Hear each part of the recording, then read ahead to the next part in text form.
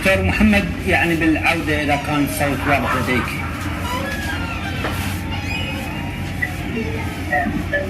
تمام أخي الكريم.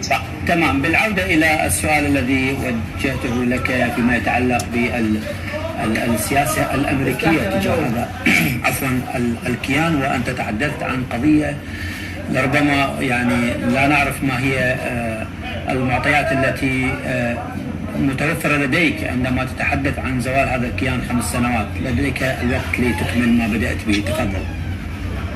تمام أخي الكريم. أولا أنا تحدثت في البداية، قلت أن الاحتلال الإسرائيلي أو في البداية خالص أن من بني على باطل فهو باطل. هذا الكيان الغاشم المحتل هو دمية تم زرعها في منطقة الشرق الأوسط لأهداف وسياسات تابعة لأمريكا. طبعا أخي الكريم،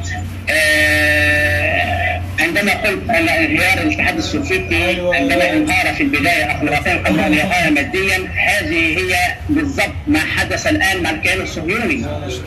يعني إذا ضربنا بالمثال وقلنا أن ستالين أعدم أكثر من 33 مليون روسي خلال رئاسته، أيضا لو الآن وأنت بتتكلم عن حوالي 40,000 شهيد وحوالي 200,000 مصاب حاليا في قطاع غزة.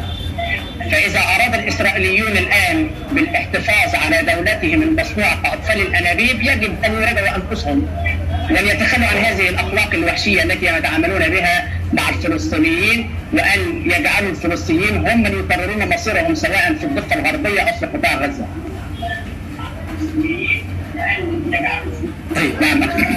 طيب دكتور محمد،